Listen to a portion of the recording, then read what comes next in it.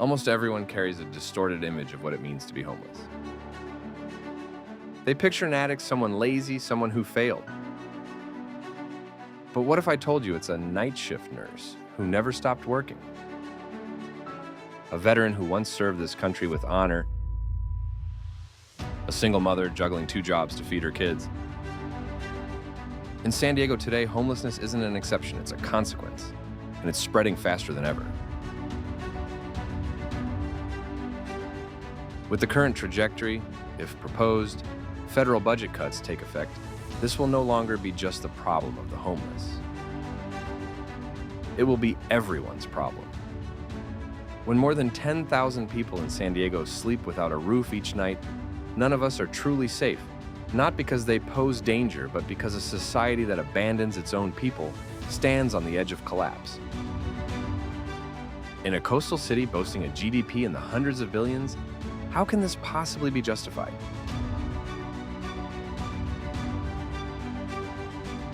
Behind the postcard views and the beachfront lights lies another San Diego, the one most visitors never see. Today we're peeling back those layers to reveal the truth hidden beneath the polished skyline and tourist charm.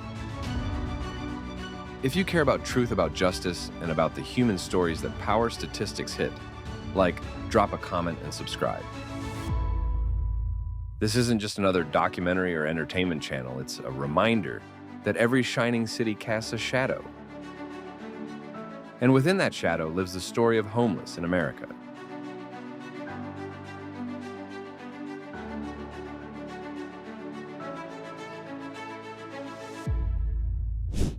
The numbers that should keep us awake.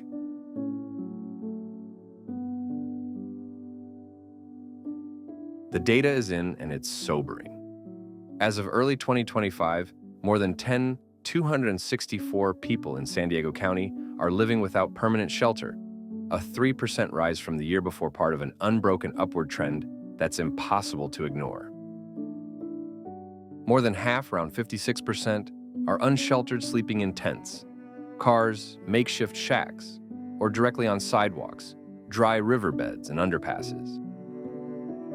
This isn't just a housing crisis. It's a systemic failure, a slow-motion unraveling of a social contract that no longer holds.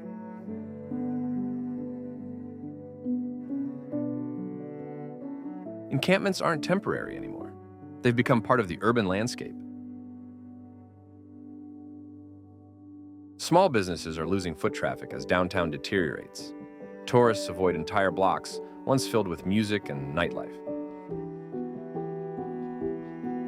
Hospitals and emergency rooms, already overwhelmed, are cracking under the strain of preventable tragedies. Hypothermia, overdoses, untreated mental illness. This is not just a spreadsheet of data, it's a symphony of warning signs, echoing through every street corner and shelter.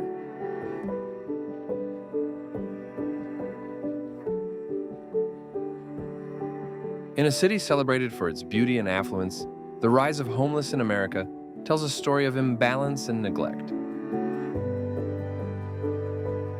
To be homeless today doesn't always mean you failed. It often means the system failed you first. Looking ahead, the path offers little reassurance. Rents continue to soar, wages stagnate, and affordable housing remains trapped behind red tape lawsuits and political paralysis. Without bold and immediate reform, experts warn the number of homeless residents could surpass 12,000 by the end of 2026.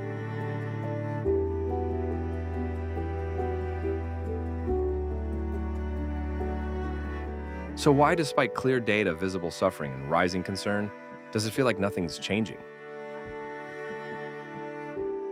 When thousands are left praying for mercy instead of policy, when safety nets exist only on paper, we must ask the hardest question. How did we let the richest nation on earth reach this point? And more importantly, when will we care enough to stop pretending that homelessness is someone else's problem?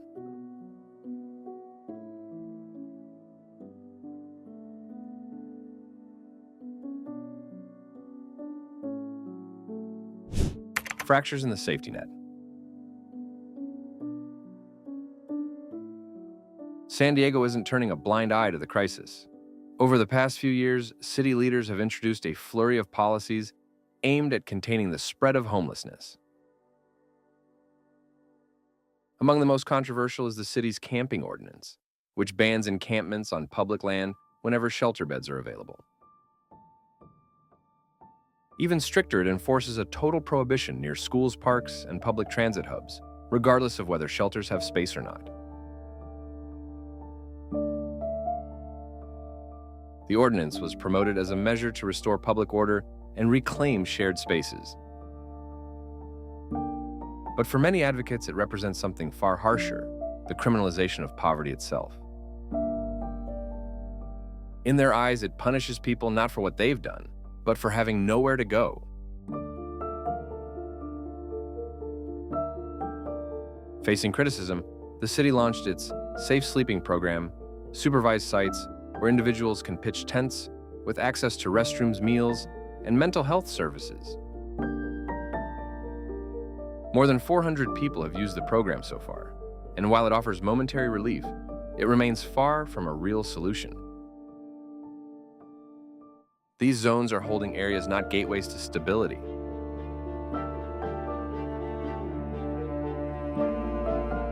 There is no roadmap for when or how participants will transition into permanent housing. As enforcement tightens and short-term fixes multiply, a deeper divide has emerged between city and county officials. Mayor Todd Gloria has repeatedly accused the county of underfunding crucial mental health and behavioral health programs, the very foundations needed to address chronic homelessness.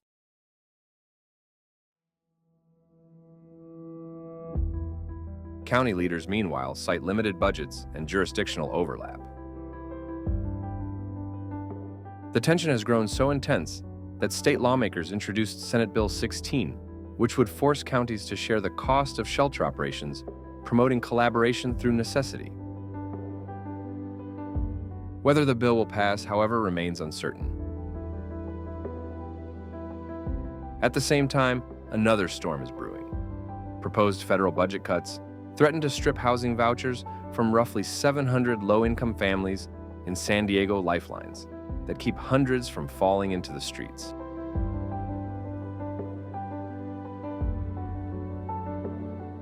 In a city already grappling with a housing emergency, the impact would be devastating. And this is where the broader story of Homeless in America comes into focus. It's no longer just about those sleeping in tents. It's about families barely hanging on, clutching fragile vouchers, praying they won't be next. So the question remains, are these policies truly solving the crisis or merely sweeping it out of public view?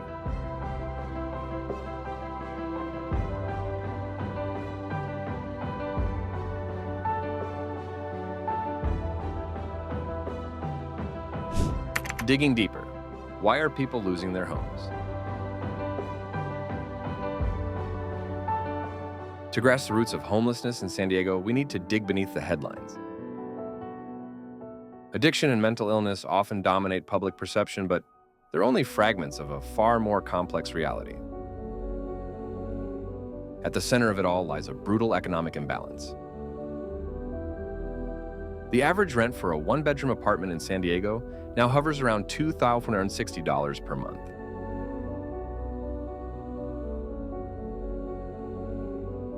For most working-class residents, especially those earning minimum wage, that number is impossible. Even full-time workers are spending over half their income just to keep a roof overhead, leaving no room for emergencies. One medical bill, one layoff, one family crisis, and the bottom falls out. Once evicted, climbing back into the housing market is nearly impossible without savings, credit, or a safety net.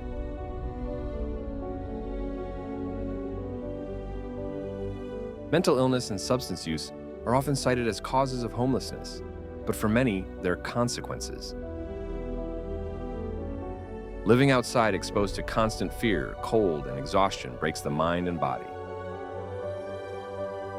In the broader context of Homeless in America, these aren't isolated failures of willpower. They're symptoms of systemic neglect.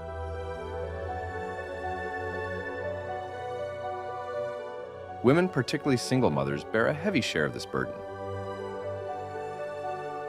Domestic violence remains one of the leading drivers of homelessness among women and children. Without affordable childcare, many are forced into impossible choices: work and leave the kids unsupervised, or stay home and lose income entirely.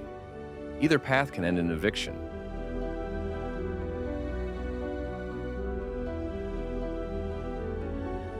Veterans face battles of their own, PTSD, limited access to mental health services, and the loneliness of re-entering civilian life. For some, the transition from soldier to citizen becomes a maze of paperwork indifference and lost purpose, ending in instability or life on the streets. The truth is, homelessness is not a single-issue crisis. It's a tangled web of economic inequality, broken systems, and invisible struggles.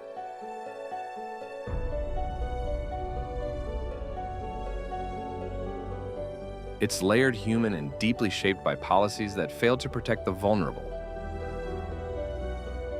The face of homeless in America is not a stereotype, it's a mirror held up to a system that's collapsing at its weakest points. And so we're left with the hardest question of all. What exactly are our leaders doing or refusing to do to stop this descent before the cracks become a full collapse?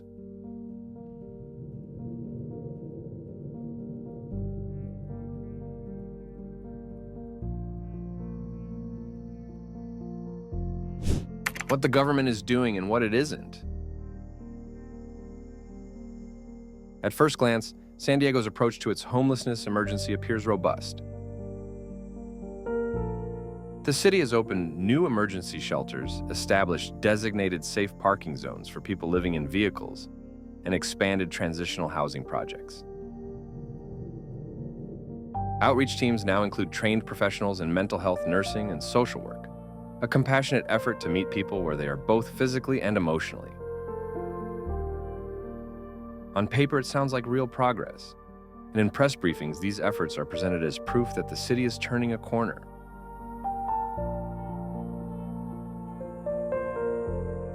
But look closer and a more sobering reality emerges. The need for help far outweighs the available resources. Shelters reach capacity almost instantly. Mental health clinics have waiting lists that stretch for weeks, sometimes months. Safe parking zones exist, but few in number, tightly regulated, and often unwelcoming to those who need them most.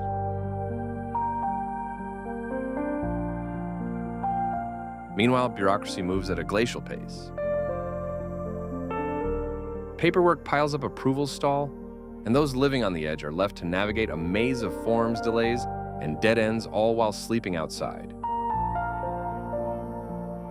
At the same time, city leadership continues to pour funds into what's visible rather than what's effective.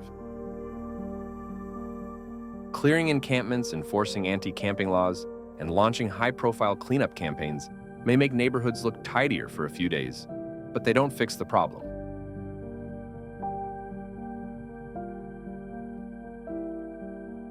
They just relocate it from one block to the next, from one park to another, leaving the deeper wounds untouched. On the federal level, the outlook isn't much brighter. Support has been inconsistent, and politics continue to overshadow policy. In the current fiscal climate, proposals to slash more than $500 million from homelessness assistance programs have surfaced, threatening to dismantle fragile support systems that states and cities rely on.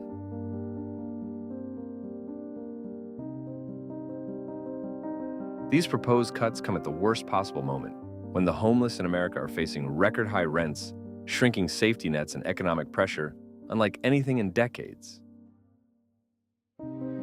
So the question lingers, are we fixing the problem or just sweeping it out of sight?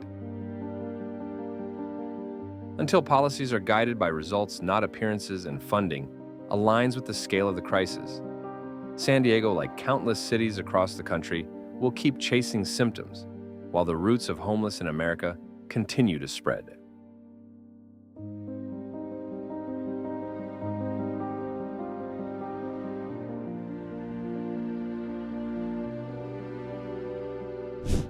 Future forecast: where is San Diego headed? If San Diego stays on its current path, clearing encampments, enforcing bans, and moving people from one sidewalk to another, then its future is already written. The number of unhoused residents will keep rising, likely exceeding 12,000 by the end of 2026. Public spaces will turn into battlegrounds. Communities will fracture.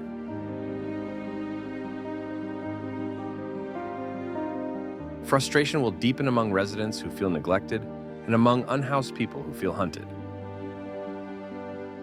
Tourism will falter. Small businesses will suffer, and emergency services will strain under the weight of a humanitarian crisis treated like a public nuisance. And perhaps the worst outcome of all will grow numb. The sight of a person sleeping on the street will no longer spark outrage, only a passing glance, then silence.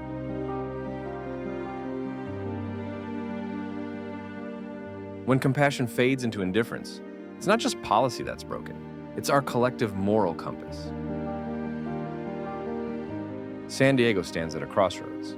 One road leads to more of the same temporary fixes, political showmanship, and long-term decay. The other demands courage, innovation, and a willingness to rebuild the system from the ground up.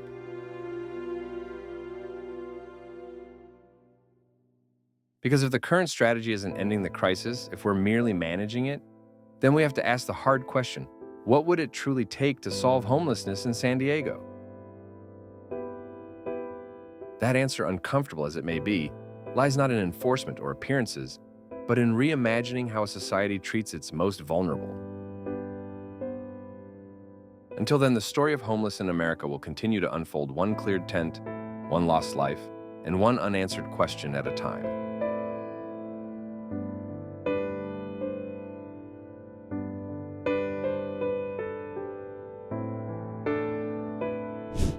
The way forward, rethinking the response. So what does a real solution actually look like? Experts and housing advocates increasingly point toward the housing first model, an approach built on a simple but powerful idea: people need stable housing before they can effectively address challenges like addiction, mental health, or unemployment. This philosophy has transformed outcomes in places like Salt Lake City and Helsinki, where providing housing first led to dramatic declines in chronic homelessness.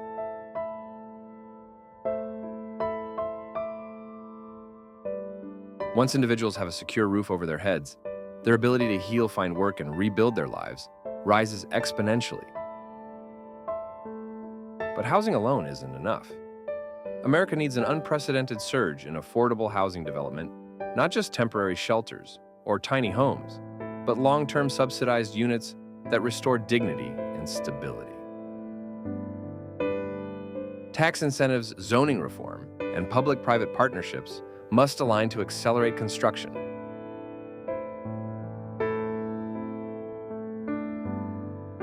San Diego also has to rebuild what's been quietly crumbling for decades: its mental health infrastructure. That means expanding mobile crisis teams, investing in long-term treatment centers, and creating fully integrated care systems that treat the person, not just the problem. For too long, mental health has been treated as a side issue. In the broader story of homeless in America, it must be the centerpiece of any serious reform.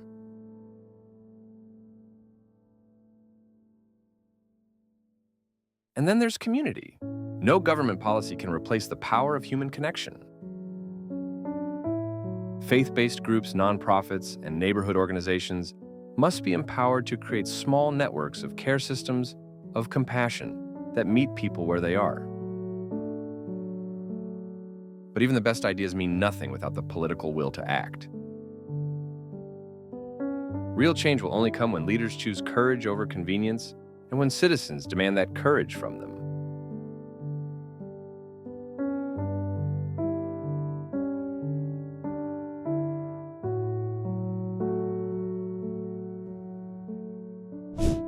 How do we protect ourselves from becoming homeless?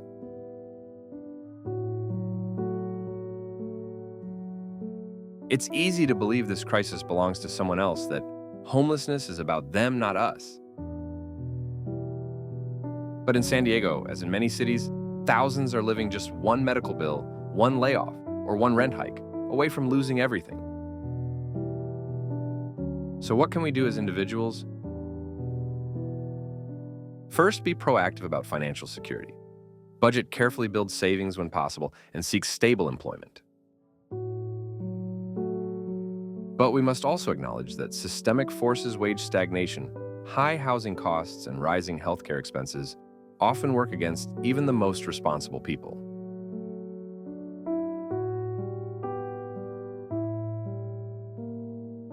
Second, build strong community connections. Isolation makes people vulnerable.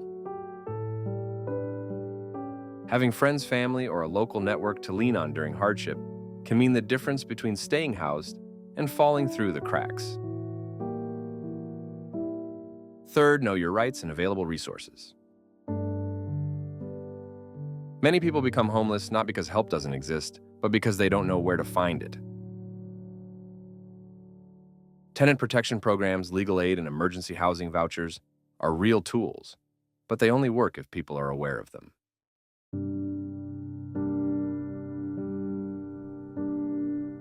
The truth is, homeless in America could be any of us. The line between stability and survival is razor thin. The question isn't whether the system can fail, it's how we respond when it does. How do we turn awareness into action, empathy into resolve, and fear into solidarity?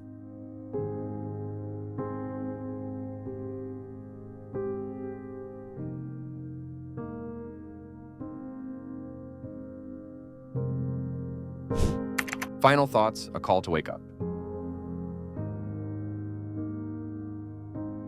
Homelessness in San Diego isn't just a symptom of poverty, it's a warning. A warning that our economic, political, and cultural systems no longer protect everyone they were meant to serve. The promise that hard work guarantees stability has cracked. When veterans, single mothers, and full-time workers are forced to sleep in cars or tents, something fundamental has gone wrong. And when cities respond by pushing those people out of sight instead of lifting them up, the wound isn't only moral, it's structural. The crisis of homeless in America demands far more than charity. It demands courage, the courage to question outdated policies, to rebuild broken systems, and to finally recognize that housing is not a privilege, but a human right.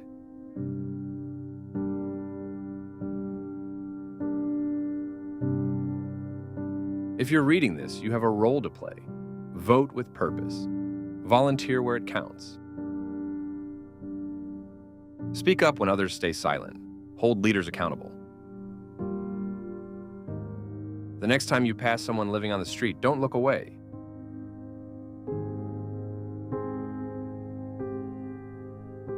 Ask yourself, what kind of city, what kind of nation do we want to be?